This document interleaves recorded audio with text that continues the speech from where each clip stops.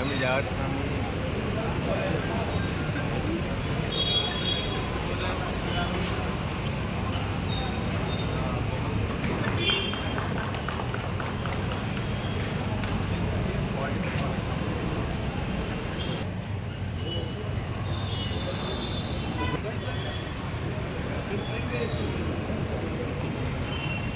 जोहार बिहार अंबेडकर जोहार बिहार अंबेडकर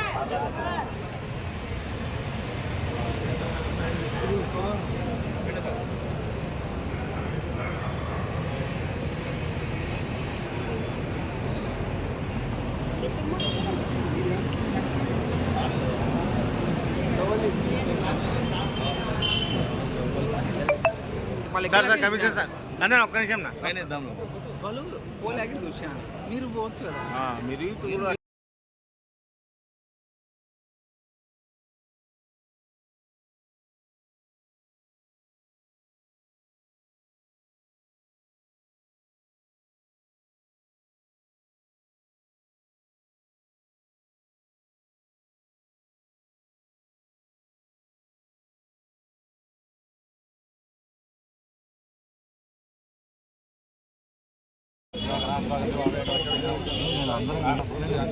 ఏమంతా నీదే కదా ఇట్లా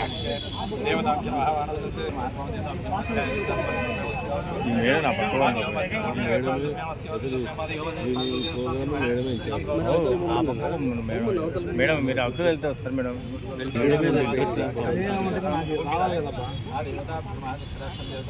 వచ్చామంటే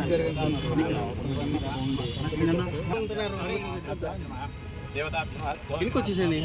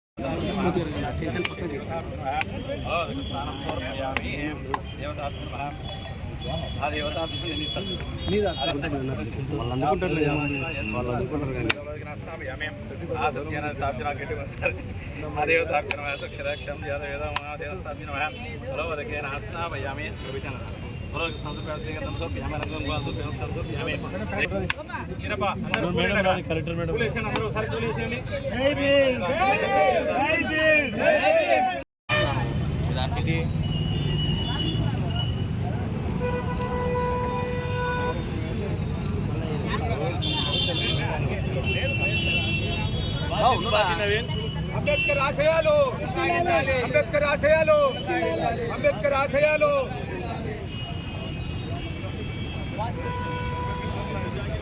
డాక్టర్ బాబాసాహెబ్ అంబేద్కర్ అంబేద్కర్ ఆశయాలను అంబేద్కర్ డాక్టర్ బాబాసాహెబ్ అంబేద్కర్ ఆశయాలను అంబేద్కర్ ఆశయాలను ఎస్ఎస్బీసీ మైనారిటీల ఐక్యత ఎస్ఎస్బీసీ మైనారిటీల ఐక్యత ఎస్ఎస్బీసీ మైనారిటీల ఐక్యత doctor BR Ambedkar doctor BR Ambedkar Ambedkar ఆశయాలను అంబేద్కర్ ఆశయాలను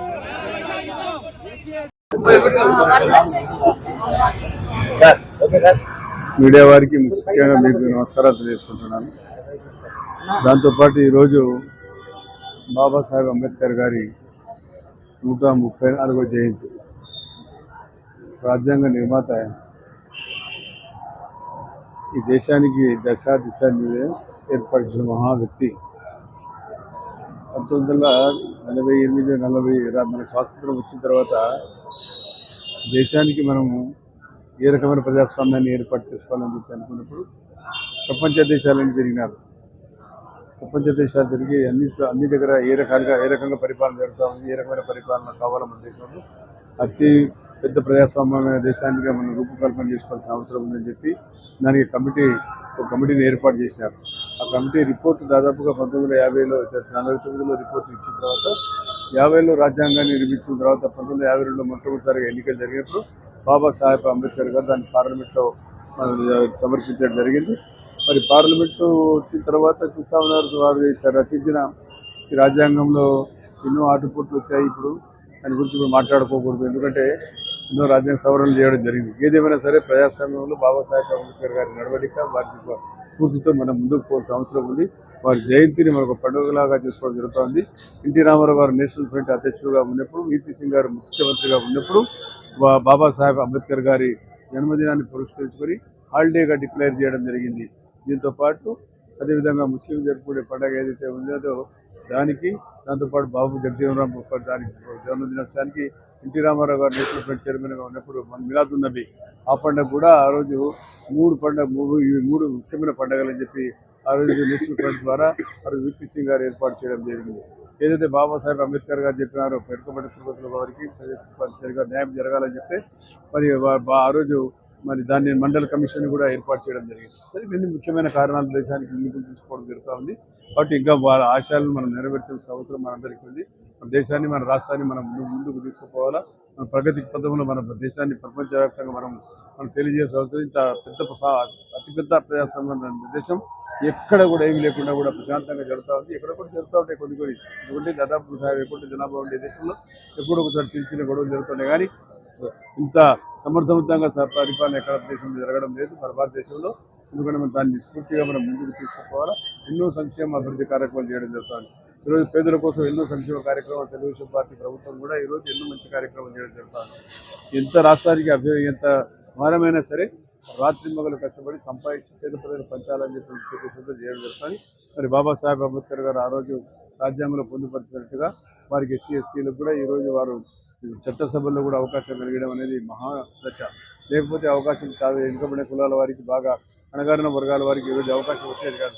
అటువంటి అవకాశం కలిగించిన మహానుభావుడు కాబట్టి వారిని స్మరించుకోవాల్సిన అవసరం ఉందని చెప్పి ముఖ్యంగా తెలియజేసుకుంటాను.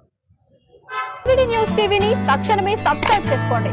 నోటిఫికేషన్ కోసం బెల్ ఐకాన్ క్లిక్ చేయండి. మరిన్ని అప్డేట్స్ కోసం ప్రతి ఒక్క కుటుంబానికి ఉచిత ప్రకటనలు వచ్చే విధంగా మీకోసం మీ ముందుకు వివిధ న్యూస్ టీవీని ఏపీ ఫైబర్ నందు 99వ ఛానల్ మరియు యూట్యూబ్ నందు వీక్షించెదరు.